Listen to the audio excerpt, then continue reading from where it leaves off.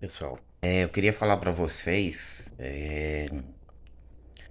que essa não é a primeira vez que eu tive câncer, né?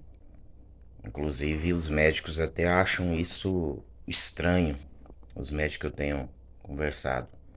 Lá no começo da jornada aqui, eu já falei que eu tive câncer no testículo, né? Mas eu não explanei muito bem isso. Então, os médicos acham estranho, porque um câncer não tem nada a ver com a outra. E eu não tenho ninguém na família que teve nenhum desse tipo de câncer que eu tive, né? O primeiro câncer que eu tive, então, foi no testículo. E agora esse segundo, então, foi esse aqui na bochecha, né? E os dois realmente são estranhos. Como eu falei antes, esse da bochecha, na boca, laringe, né? No cabeça e pescoço, aqui, essa região, geralmente dá para quem é fumante, né? Ou quem costuma beber bebida destilada. E dependendo da idade, né? Eu não tive nenhuma dessas, né? Não bebo, não sou fumante, não bebo bebida destilada e minha idade também não é uma idade mais avançada. Então por isso que os médicos achou estranho, né? O primeiro câncer que eu tive, é, geralmente eu estava lendo as matérias, ele dá realmente em pessoas mais jovens, que é esse câncer no testículo. Eu não sei se é verdade, mas na época quando eu tive, os médicos disseram que o meu era o segundo caso no Brasil de câncer no testículo. Então, na realidade, era e é ainda raro, mas era muito mais raro lá, de quase 30 anos atrás. Era muito raro. E o tratamento é totalmente diferente desse tratamento que eu tive agora. Esse câncer no testículo foi um câncer que os médicos na época me falou que foi o segundo no Brasil e era um câncer raro. Eu era muito novo na época, eu tava com 16 para 17 anos. Então eu não me lembro muito bem da correria, né, do tratamento. Do tratamento eu lembro, mas assim, o que que anteveu isso antes, né? A minha memória ela apaga algumas coisas, não sei porque, eu acho que é algo defensivo. A princípio, como que eu descobri? O tumor, né, começou a crescer o testículo. Então eu não sentia dores, mas começou a crescer algo ali junto do testículo, né? Não é à toa que quando eu tirei o tumor tava quase do tamanho de uma laranja. Então tava enorme. Aí que eu comecei a sentir dores abdominais. O câncer de testículo, lá na minha cidade, por exemplo, foi muito difícil o diagnóstico. Eu passei por 9 médicos e isso me assustou. Porque aí quando eu comecei a sentir dor, né? Uns falavam que era dor lombar, outros falavam que era hérnia que tinha descido, e aí vai. Até que um doutor descobriu e optou para fazer a cirurgia, depois que foi retirado fez a biópsia. E esse tratamento meu foi feito em Uberlândia, Minas Gerais, não foi feito em Goiás. Na época estava tendo uma crise em Goiás na rede municipal, rede estadual de de, da medicina, né? O pessoal entrando em greve e aí vai. Aí me transferi então para Uberlândia, mas foi excelente o tratamento lá. E demorou aí uns 60 dias, se eu não me engano, 45 dias para mim começar a fazer o tratamento. E aí começou a peleja, né? Que não foi fácil.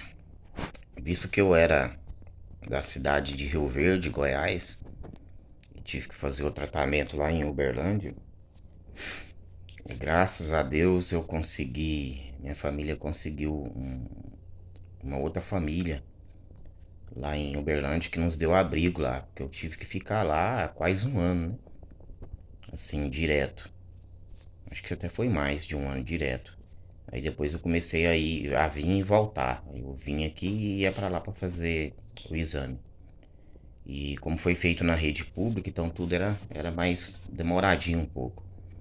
Mas graças a Deus, quando eu tava aí com 6 meses, um ano de tratamento, eu consegui um auxílio na prefeitura da minha cidade. Esse auxílio me ajudou bastante, bastante. Então eu não tenho nada para reclamar da prefeita na época, porque realmente me deram apoio. Foi demorado conseguir, mas consegui o apoio. E o tratamento, gente, não tem nada a ver com o tratamento de hoje. É óbvio, é quimioterapia e é radioterapia, mas a forma que era dada, como era dada, é totalmente diferente. Hoje o tratamento ele é mais humanitário, pensa mais na pessoa, né? É óbvio que é um tratamento que agride, mas eles tentam dar um auxílio, um apoio emocional, um apoio para que o tratamento já é agressivo, mas que você não se sinta tão mal. Naquela época, para mim, por exemplo, não teve isso, né? Era quimioterapia 3 vezes na semana, 3 vezes na semana, quimioterapia. E aí depois passou um tempo, comecei a fazer radioterapia aqui na região do abdômen. Então, era pauleira, era pauleira. Fazia exame de sangue toda semana. Se você estivesse com uma, com a humanidade baixa, né, com o sistema imunológico baixo, não fazia. Aí você pedia uma semana de tratamento. E aí na outra semana, se estivesse bem, pauleira de novo, 3 dias direto. E muito ruim, muito ruim. Eu lembro que na época era muito caro os remédios. E eu tomava um remédio para enjoo, que essa ajuda que a prefeitura me ajudou a comprar. Eu tomava antes e depois da quimioterapia. E mesmo assim, para segurar o enjoo era muito difícil. Eu tomei aversão à comida de hospital. Se eu sentia o cheiro, já me dava ânsia de vômito e assim por diante.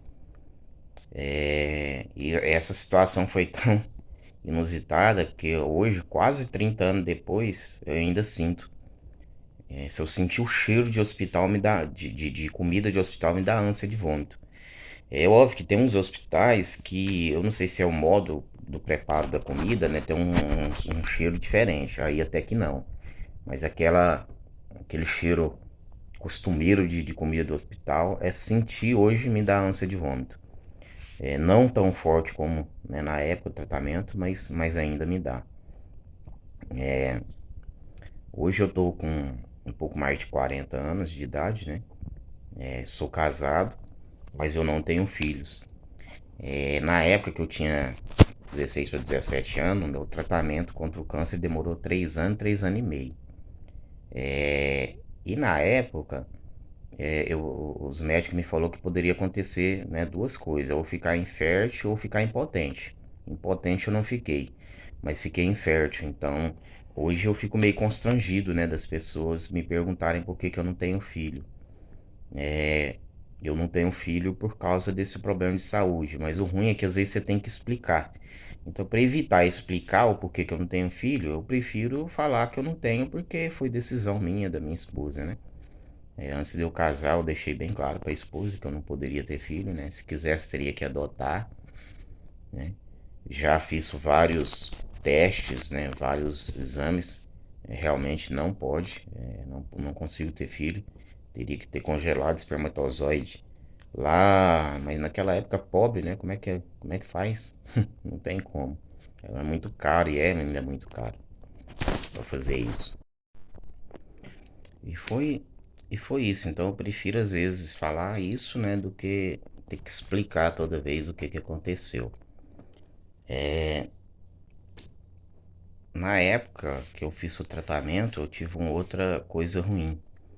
Como a minha radioterapia era aqui na parte do abdômen, né, abaixo da barriga aqui, começou a paralisar os rins. Então até hoje eu acredito que é isso, que os meus rins não funcionam muito bem, principalmente o rim esquerdo, que é justamente onde se concentrou a radioterapia na época.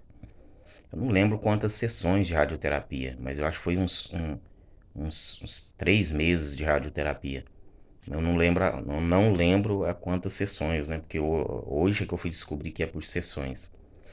A, a, a quimioterapia eu também não lembro quantas, né? Que foi. Ou quantos ciclos foi, né? Que hoje eu aprendi também que se fala ciclos.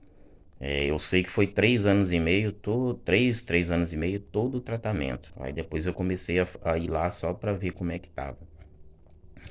E desses anos pra cá, né, todo ano eu faço check-up geral. Geral, geral, né? Porque tem medo disso vir a acontecer.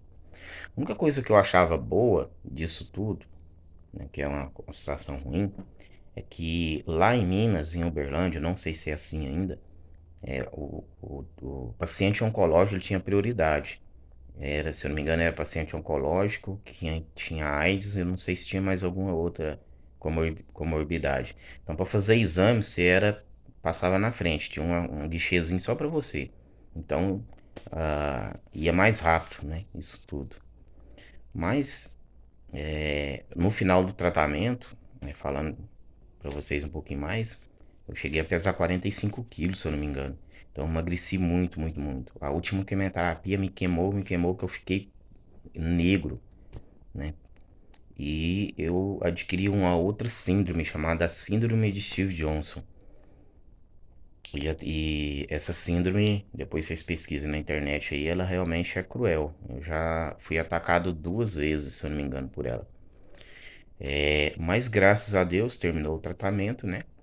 E depois, 25 anos, 26 anos depois, agora apareceu esse câncer na bochecha. Lembrando que eu não tenho nenhum familiar meu, nem pai, nem mãe, nem irmão, que tem câncer. Então a minha situação é uma situação muito estranha. Mas é isso aí, gente. Espero ter esclarecido um pouco para vocês. E vamos que vamos, né? Foco na recuperação aqui. Se inscrevem aí no canal. Se tiverem perguntas, podem fazer.